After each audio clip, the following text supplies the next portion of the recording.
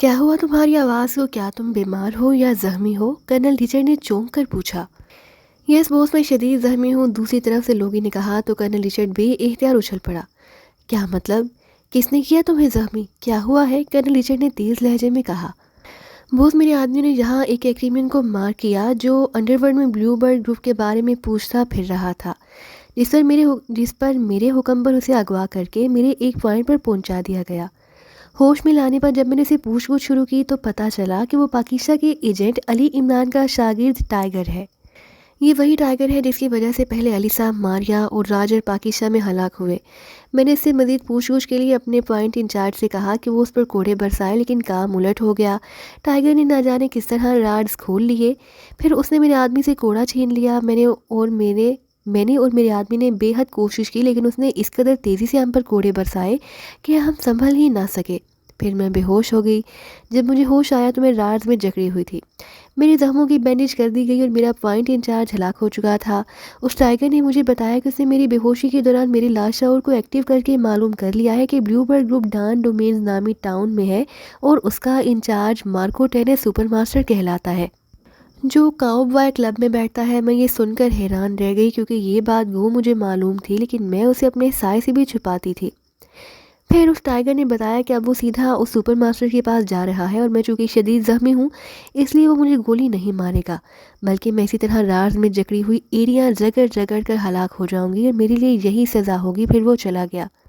میں نے بڑی جدوجہد کے بعد اپنے آپ کو راڈ سے آزاد کیا اور پھر میں نے فون کر کے سپر ماسٹر کو ساری بات بھی بتا دی اور ٹائیگر کا حلیہ قد و قامت، اس کے لباس کی تفصیل بھی بتا دی تاکہ وہ اسے ختم کر سکے۔ اس کے بعد میں ہسپتال میں داخل ہو گئی تاکہ میرا پراپر علاج ہو سکے۔ اب میں خاصی حد تک ٹھیک ہو کر واپس اپنے سیکشن ہیڈ کوارٹر آئی ہوں تو میں نے سپر ماسٹر سے رابطہ کیا۔ سپر ماسٹر کے کلب میں اس کی پرسنل سیکرٹری نے بتایا کہ سپر ماسٹر نے اس آدمی کو کلب سے اغوا کرا کر اپنے پوائنٹ 4 پر پہنچایا اور تب سے سپر ماسٹر بھی وہیں ہے، لیکن اس نے مجھے پوائنٹ 4 کا نمبر بتانے سے انکار کر دیا ہے اور ڈان ڈومینز میں میرا کوئی واقف کار نہیں، اس لیے میں نے آپ کو کال کی تاکہ آپ وہاں اپنے ایجنٹ سے کہہ کر فائنل رپورٹ حاصل کر سکیں۔ لوگی نے مسلسل بھولتے ہوئے کہا، کیا واقعی مارکو ٹینیس ہی سپر ماسٹر ہے اور یہ blue bird group Don Domains میں ہی ہے؟ کرنل ریچرڈ نے حیرت بھرے لہجے میں کہا۔ گروپ کا تو مجھے معلوم نہیں، البتہ سپر ماسٹر واقعی مارکو ٹینیس ہے، لوگی نے کہا۔ اوکے، میں معلوم کراتا ہوں، کرنل ریچرڈ نے کہا اور اس کے ساتھ ہی اس نے تیزی سے کریڈل دبا کر ٹون آنے پر انکوائری کے نمبر پریس کر دیے۔ Enquiry please. رابطہ قائم ہوتے ہی ایک نسوانی آواز سنائی دی، جہاں سے ڈان ڈومینز کا رابطہ نمبر دیں۔ کرنل ریچرڈ نے کہا تو دوسری طرف سے نمبر بتا دیا گیا۔ کرنل ریچرڈ نے کریڈل دبایا اور پھر ٹون آنے پر اس نے نمبر پریس کرنے شروع کر دیے۔ Enquiry please. رابطہ قائم ہوتے ہی ایک اور نسوانی آواز سنائی دی، کاؤبوائے کلب کا نمبر دیں۔ کرنل ریچرڈ نے تیز لہجے میں کہا تو دوسری طرف سے نمبر بتا دیا گیا۔ کرنل ریچرڈ نے ایک بار پھر کریڈل دبایا اور ٹون آنے پر اس نے ایک بار پھر نمبر پریس کرنے شروع کر دیے۔ Enquiry please. رابطہ قائم ہوتے ہی ایک نسوانی آواز سنائی دی، کاؤبوائے کلب۔ رابطہ قائم ہوتے ہی آواز سنائی دی، ویلنگٹن سے کرنل ریچرڈ بول رہا ہوں، یہاں چیف سپروائزر مارش ہوگا، اس سے بات کراؤ۔ کرنل ریچرڈ نے بڑے باروب سے لہجے میں کہا، ہولڈ آن کریں۔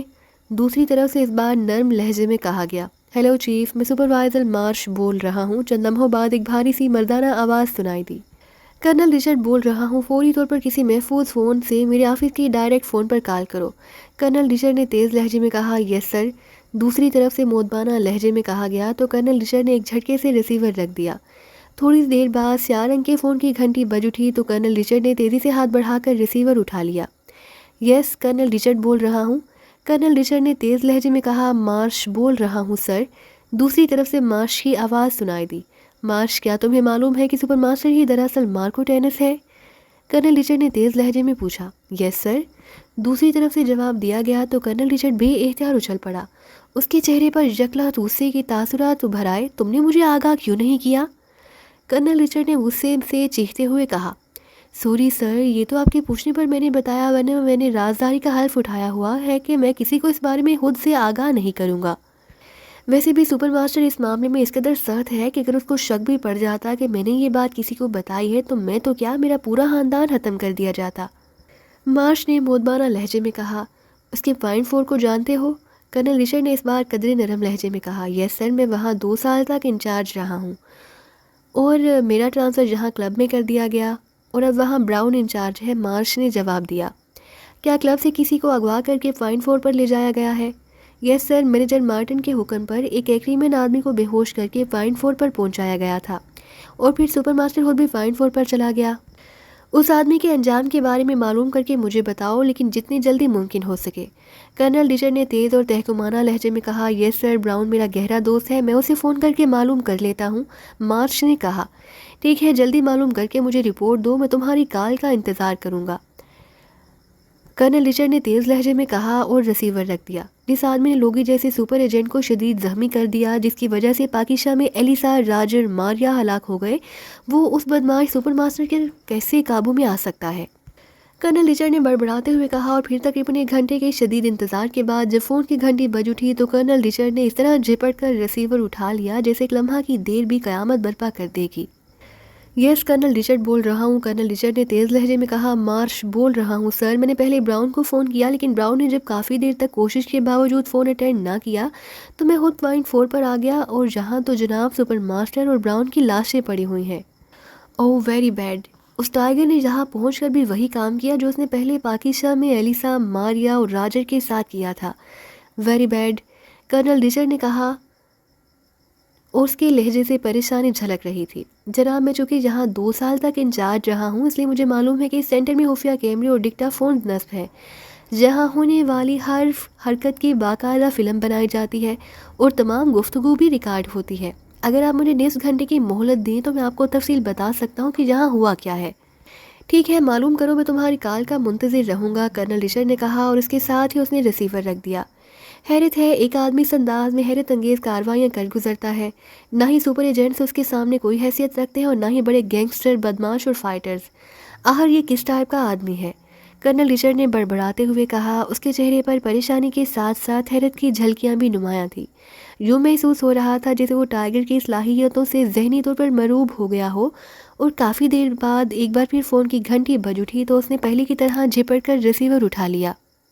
یس کرنل ڈچرڈ بول رہا ہوں، کرنل ڈچرڈ نے کہا۔ مارش بول رہا ہوں جناب، میں نے تمام حالات چیک کر لی۔ جہاں اس ٹائیگر کو بے ہوشی کے عالم میں لایا گیا، پھر دیوار میں نصب کنڈوں میں اس کی کلائیاں اور پیر جکڑ دیے گئے، پھر اسے ہوش میں لایا گیا۔ اس وقت سپر ماسٹر بھی براؤن کے ساتھ موجود تھا۔ پھر سپر ماسٹر نے جب ٹائیگر کو کوڑے مارنے کا حکم دیا تو ٹائیگر نے اچانک اپنے دونوں ہاتھ کنڈوں سے آزاد کرا لیے اور براؤن کے سینے پر زوردار ضرب لگا کر اس نے اسے سپر ماسٹر پر پھینک دیا۔ لیکن سپر ماسٹر نے اچانک جیب سے مشین پسٹل نکالی اور اس نے ٹائیگر پر برسٹ کھول دیا۔ ٹائیگر کو 8 گولیاں لگیں، لیکن اس آدمی نے شدید ترین زخمی ہونے کے باوجود براؤن کی مشین گن جھپٹ لی اور پھر براؤن کے سینے پر اور سپر ماسٹر کی ٹانگوں پر مشین گن سے گولیاں برسا دیں۔ اس طرح براؤن فوری طور پر ہلاک ہو گیا، جبکہ سپر ماسٹر بے ہوش ہو گیا۔ ٹائیگر خود بھی شدید زخمی ہو کر گر گیا۔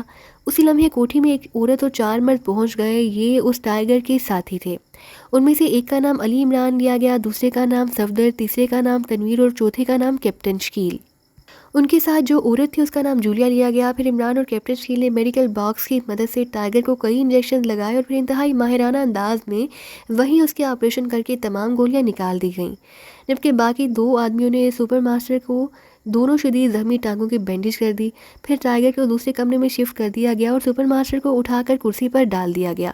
پھر اسے ہوش میں لا کر بلیو برڈ گروپ کے بارے میں پوچھا گیا، لیکن اس نے صاف بتانے سے انکار کر دیا، جس پر تنویر نامی آدمی نے اسے گولیاں مار کر ہلاک کر دیا۔ اس دوران وہاں ڈاکٹر ہنری کا فون آ گیا اور بہت حیرت انگیز انداز میں اس عمران نے سپر ماسٹر کی آواز اور لہجے میں اس سے بات کی، اور یہ گفتگو بھی حیرت انگیز تھی۔ ڈاکٹر ہنری نے بتایا کہ سائنسی معاملے میں کوئی الجھن پیدا ہو گئی، اور کسی ڈاکٹر روز ویلٹ نے بتایا یہ الجھن صرف پاکستانی سائنسدان عمران ہی حل کر سکتا ہے، جس نے آکسفورڈ یونیورسٹی سے ڈاکٹریٹ کی ہوئی ہے۔ ڈاکٹر ہنری نے سپر ماسٹر سے کہا کہ وہ اس عمران کو اغوا کر کے یہاں لا سکتا ہے۔ اس پر عمران نے سپر ماسٹر کی آواز اور لہجے میں بتایا کہ عمران اس کا دوست ہے اور اس وقت وہ اس کے پاس موجود ہے، وہ اسے لے کر اس کے پاس پہنچ جائے گا۔ لیکن اس عمران نے ڈاکٹر ہنری سے اس کا فون نمبر اور ایڈریس نہ پوچھا، بلکہ اس نے کلب فون کر کے وہاں سے ڈاکٹر ہنری کا فون نمبر لیا اور پھر فون ایکسچینج پر آپریٹر کو پولیس کمشنر کا نمبر لے کر فون نمبر بتا کر ایڈریس معلوم کر لیا، جو لارسن کالونی کی کوٹھی نمبر 101 ہے۔ اس کے بعد ان کے درمیان یہ طے پایا کہ زخمی ٹائیگر کو وہ اپنی رہائش گاہ پر چھوڑ کر وہ ٹائیگر ہنری کے پاس جائیں گے۔ مارش نے مسلسل بولتے ہوئے پوری تفصیل بتا دی تو کرنل ڈچرڈ کا چہرہ دیکھنے والا ہو گیا، اس کی آنکھیں پھٹ سی گئیں۔ کیا نمبر ہے ڈاکٹر ہنری کا؟ کرنل ڈچرڈ نے حلق کے بل چیختے ہوئے کہا تو دوسری طرف سے مارش نے نمبر بتا دیا۔ تم فوری طور پر چند افراد کو لے کر ڈاکٹر ہنری کے ایڈریس پر پہنچو اور باہر اس انداز میں پکٹنگ کرو کہ اسے عمران اور اس کے ساتھیوں کا باہر سے ہی خاتمہ کر سکو۔ میں ڈاکٹر ہنری سے فون کرتا ہوں، کرنل رچرڈ نے کہا۔ باس، لارسن کالونی میں نے دیکھی ہوئی ہے، یہ کافی کھلی آبادی ہے، اس میں کم کوٹھیاں بنی ہوئی ہیں، یہ لوگ بے حد عیار ہیں، اس لیے یہ فوری چیک کر لیں گے۔ البتہ میں وہاں اکیلا جا کر کسی درخت پر چھپ جاتا ہوں، جیسے ہی یہ لوگ اندر جائیں گے میں باہر سے اندر فوری طور پر بے ہوش کر دینے والی گیس فائر کر کے اندر جا کر ان سب کا خاتمہ کر دوں گا۔ اس طرح یہ کام آسانی سے اور یقینی طور پر ہو جائے گا۔ مارش نے جواب دیا، ٹھیک ہے، جلدی پہنچو، ایسا نہ ہو کہ تمہارے وہاں پہنچنے سے پہلے ہی وہ اپنی واردات کر جائیں۔ کرنل رچرڈ نے چیختے ہوئے لہجے میں کہا، اور اس کے ساتھ ہی اس نے بجلی کی سی تیزی سے کریڈل دبایا، پھر ٹون آنے پر اس نے تیزی سے نمبر پریس کرنے شروع کر دیے۔ ڈان ڈومینس کا رابطہ نمبر اسے پہلے ہی معلوم تھا اور ڈاکٹر ہنری کا نمبر اسے مارش نے بتایا تھا، اس لیے وہ باہر رک کے تیزی سے نمبر پریس کرتا چلا گیا۔ یس، ڈاکٹر ہنری بول رہا ہوں، ڈاکٹر ہنری، میں ناراک سے ریڈ وولف کا چیف کرنل رچرڈ بول رہا ہوں۔ میرے ایجنٹوں نے ہی ورکنگ نوٹس پاکیزہ سے حاصل کیے تھے جن پر آپ اور آپ کے گروپ کے سائنسدان کام کر رہے ہیں۔ فرمائیے کیسے فون کیا؟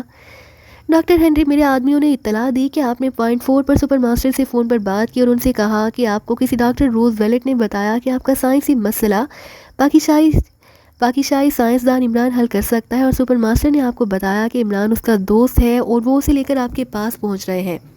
کرنل رچرڈ نے تیز لہجے میں کہا، ہاں، ابھی 19 گھنٹہ پہلے بات ہوئی ہے۔ لیکن آپ کو کیسے اطلاع مل گئی؟ ڈاکٹر ہنری نے انتہائی حیرت بھرے لہجے میں پوچھا۔ ڈاکٹر ہنری، جس سپر ماسٹر سے آپ بات کر رہے تھے وہ بات چیت سپر ماسٹر کی آواز اور لہجے میں عمران کر رہا تھا۔ عمران پاکیزہ سیکرٹ سروس کے لیے کام کرنے والا دنیا کا خطرناک ترین سیکرٹ ایجنٹ ہے اور وہ کسی بھی لمحے آپ کی کوٹھی پر اپنے ساتھیوں سمیت ریڈ کرنے والا ہے۔ کیا آپ کے یہاں حفاظتی انتظامات ہیں؟ کرنل رچرڈ نے کہا۔ یہ کیسے ہو سکتا ہے کہ سپر ماسٹر کی بجائے کوئی اور بات کر رہا ہو اور میں اسے پہچان ہی نہ سکوں؟ ڈاکٹر ہنری نے انتہائی حیرت بھرے لہجے میں کہا۔ ڈاکٹر ہنری، آپ فوری طور پر کیموفلاج ہو جائیں، بلکہ ہو سکے تو آپ فوری طور پر اپنی کوٹھی چھوڑ کر کسی اور کوٹھی میں شفٹ ہو جائیں، حالات انتہائی خطرناک ہیں۔ کرنل رچرڈ نے تیز لہجے میں کہا، یہاں میرے ساتھ 5 اور سائنسدان بھی ہیں اور یہاں انتہائی اہم معاملات پر کام ہو رہا ہے، اس لیے اس کوٹھی کو فوری طور پر خالی نہیں کیا جا سکتا۔ البتہ ہم حفاظتی انتظامات کر لیتے ہیں، آپ بے فکر رہیں۔ آپ نے چونکہ ہمیں اطلاع دے دی، اس لیے اب یہاں آنے والا کوئی آدمی زندہ واپس نہیں جا سکے گا، ڈاکٹر ہنری نے کہا، اور اس کے ساتھ ہی رابطہ ختم ہو گیا تو کرنل رچرڈ نے بے اختیار ایک طویل سانس لیتے ہوئے ریسیور رکھ دیا۔ ایک بار تو اسے خیال آیا کہ وہ اسپیشل ڈیفنس سیکرٹری کو فون کر کے بتا دے کہ جس گروپ کو انہوں نے اس حد تک خفیہ رکھا ہوا ہے کہ کرنل رچرڈ کو بھی اس کے بارے میں معلوم نہ تھا، اس گروپ تک پاکیزہ سیکرٹ سروس پہنچ گئی ہے۔ لیکن پھر اس نے یہ سوچ کر ارادہ بدل دیا کہ پہلے پاکیزہ سیکرٹ سروس کا خاتمہ ہو جائے، پھر وہ کھل کر بات کرے گا۔ اور اب اسے مارش کی طرف سے کال کا انتظار تھا۔ اس کا دل تو چاہ رہا تھا کہ وہ خود دوڑتا ہوا موقع پر پہنچ جائے، لیکن وہ پھر دل محسوس کر رہ جاتا تھا کہ جہاں وہ موجود تھا وہاں سے ڈان ڈومینس کا علاقہ خاصی دور تھا۔ بہرحال وہ دل ہی دل میں لوگی کا شکر گزار تھا کہ اس نے اسے سارے معاملے کے بارے میں اسے آگاہ کر دیا، ورنہ وہ تو اطمینان سے بیٹھا ہوا تھا کہ پاکیزہ سیکرٹ سروس لاکھ سر پٹک لے، وہ بلیو برڈ گروپ تک کسی صورت نہیں پہنچ سکتے، کیونکہ آج سے پہلے یہ بات ضرب المثل کے طور پر کہی جاتی تھی کہ بلیو برڈ گروپ کے بارے میں حکومت کی صرف چیدہ حکام کے علاوہ اور کسی کو علم نہیں، اور یہ تھی بھی حقیقت، کیونکہ ریڈ وولف کا سربراہ ہونے کے باوجود اسے خود اس بارے میں علم نہ تھا۔ وہ بیٹھا یہ سب کچھ سوچتا رہا، اس کی نظریں بار بار فون کی طرف اٹھ جاتی، کیونکہ اسے بھی معلوم تھا کہ اگر مارش پاکیزہ سیکرٹ سروس کا خاتمہ کر دیتا ہے تو یہ ریڈ وولف کا ایسا کارنامہ ہوگا جو ایجنسیوں کی تاریخ میں ہمیشہ جگمگاتا رہے گا۔ لیکن ظاہر ہے اتنی جلدی تو کال آ نہیں سکتی تھی، لیکن وہ بہرحال انتہائی شدت سے مارش کی کال کا منتظر تھا۔ ویسے وہ دل ہی دل میں اس بات پر شکر ادا کر رہا تھا کہ وہ خطرناک ایجنٹ ٹائیگر، جس کی وجہ سے اس کے سپر ایجنٹس ایلیسا، ماریا اور راجر ہلاک ہو گئے تھے، سپر ایجنٹ لوگی شدید زخمی تھی، وہ شدید زخمی ہو چکا تھا۔ لارسن کالونی کی کوٹھی نمبر 101 کالونی سے کافی ہٹ کر بنی ہوئی تھی۔ اس کے 3 اطراف خالی پلاٹ تھے، البتہ سامنے کی رخ پر وسیع سڑک تھی۔ کوٹھی کا جہازی سائز کا گیٹ بند تھا۔ مارش اس کوٹھی سے کافی فاصلے پر سامنے کی رخ پر ایک گھنے درخت پر موجود تھا۔